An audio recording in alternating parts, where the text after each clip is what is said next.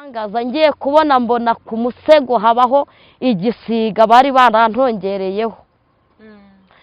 Icyo gisiga kiraza nk'igihe cyagahindutse umuntu ngo kimfate, mba nakibonye mbona ko igihe cyose nabaga ndyamye nabaga ngisizeho umutwe.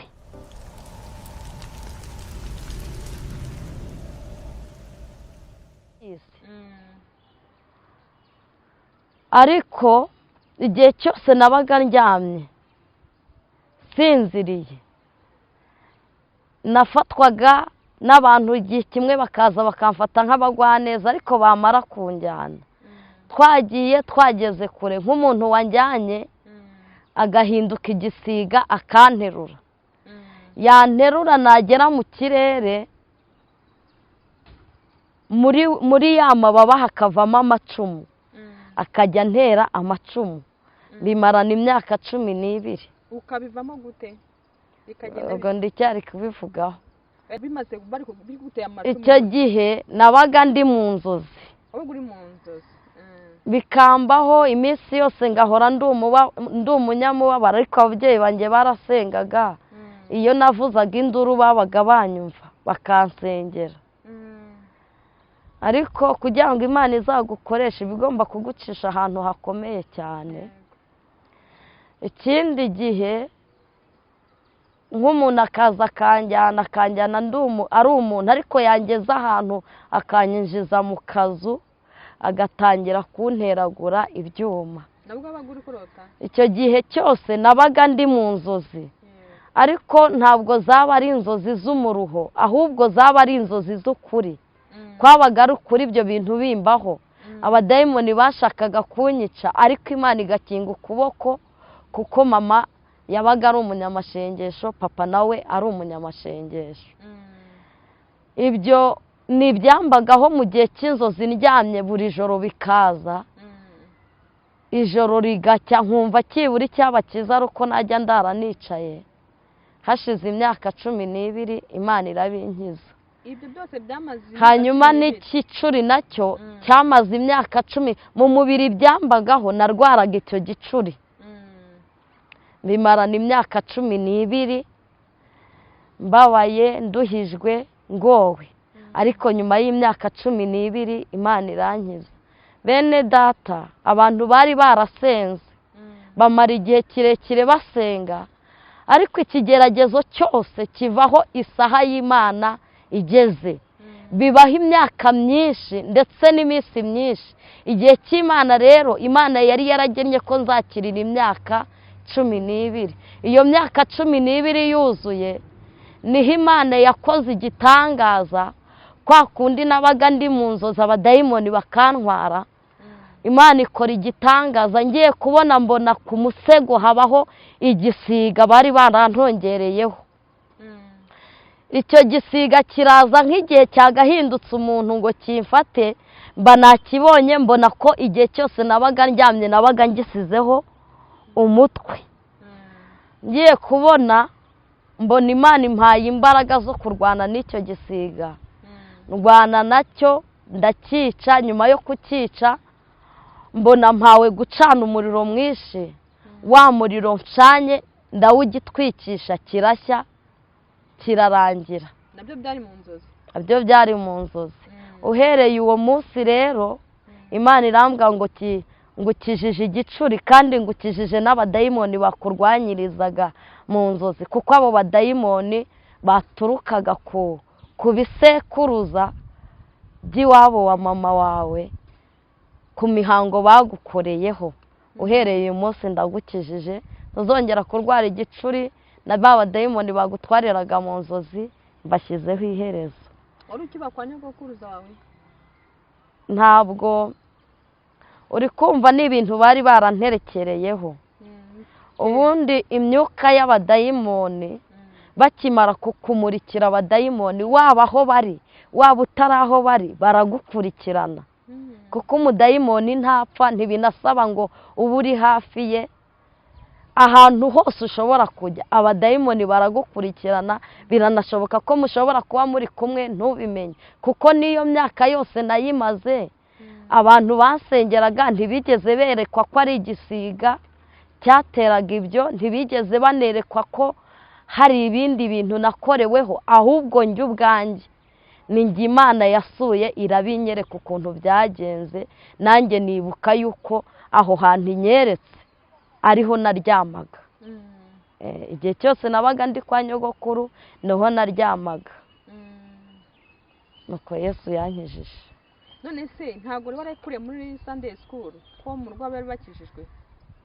Bene data nshuti z'umusaraba, kuba waravukiye mu itorero cyangwa warakuriye muri ryo cyangwa ufite umurimo ukora mu itorero ntibikuraho ko imitongero bagutongereyeho igihe cyose utabonye umwanya wo kwihana iyo mihango ya gipagani, uba waragiranye amasezerano na Satani cyangwa se n'abadayimoni, ubwabo baragukurikirana. Keretse Imana ikugiriye ubuntu kubw'imbabazi zayo, ikakwatuza kubw'umwuka wera, cyangwa ikabyereka abantu bakakwatuza, cyangwa igashaka kukubohora ubwayo mu bundi buryo. ubwo hashize imyaka ingahe ibyo bintu bikize?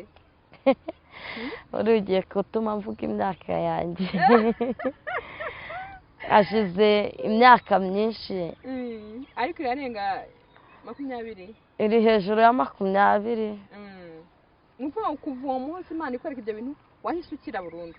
Kuva uwo munsi Imana inyereka ibyo bintu, Imana yarankijije, kandi icyo gicuri yagishyizeho iherezo no kwirukankanwa n'abadayimoni ibihe byose mu nzozi birarangira. Ndatekereza ko hashize imyaka iri hejuru ya 25. Imana yarakoze. Hanyuma ubwo wakuriye muri ubwo buzima wagiye ubonye kujya ku ishuri se n'icyo gicuri? Narize, cyakora ntabwo nagira ubuntu bwo kwiga ngo ngere kure. Nize mu wa mbere no mu wa kabiri no mu wa gatatu. Intambara ihita iba, nyuma y'intambara ntabwo nabonye uko nkomeza, ariko n'uburyo bwari buhari. Hari ubundi buhamya bwatumye ntiga, ubwo sinshatse kubuvuga. Ubu rugo hari hehe wari uvuka? Mwari mutuye icyo gihe? Hanyuma ahari kanivuge neza, kuko nabivuze, nitwa Mwamini Ana Nawomi. Navukiye i Cyangugu, mu cyahoze ari komine ya Kagano, ariko uyu munsi ni muri Nyamasheke. Hanyuma nabatirijwe ku itorero ni Nkenga, muri paruwasi yahoze ari iya Buhinga. Uyu munsi narahavuye, ntabwo nzi paruwasi uyu munsi igezweho ari iyihe. Byarahindutse. Yego. Hanyuma wisanze i Kigali gute? Havuganye kutambaza byinshi nanumva. Tubwireho gakeya. Mu ncamake hanyuma i Kigali ute ko numva wavuye inyuma y'ishyamba hirya? Tubwireho gake. Imana yampamagariye kuyikorera. Hanyuma mu masezerano menshi tugira, amasezerano niyo yatumye nza hano mu mujyi. Ntuye i Kigali kubera ko ijambo Imana yavuze, kubera ijambo yavuze naho nagarukiriza. Utuye muri Kigali kubera ijambo? Ijambo Imana yavuze niryo ritumye. Babesheho nanza. Imana ishimwe. Hanyuma noneho dusomera ijambo ryo kugufasha umukozi w'Imana muri izi mitima y'abantu.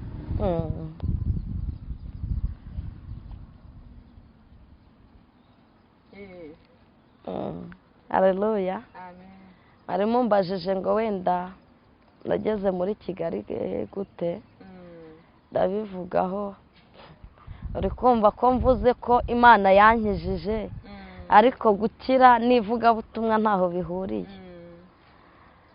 Muri icyo gihe cyose nabaga ndwaye, Imana yavuga, baransengeraga, kandi Imana ikavuga yuko nzayikorera. Iyo rero yari intambara uhereye mvutse. Iyo ni intambara ishobora gutuma ntapfa gusubira inyuma no kwibagirwa Imana.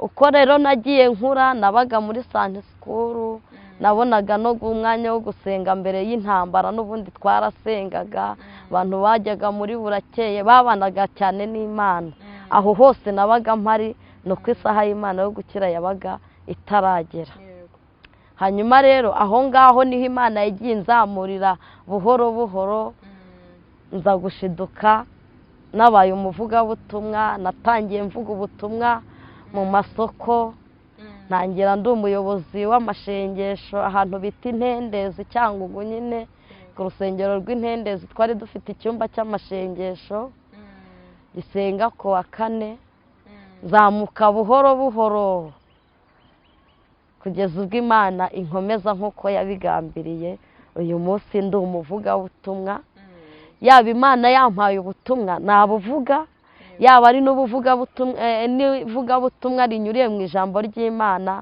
iryo naryo ndarivuga. Yesu aramugisha.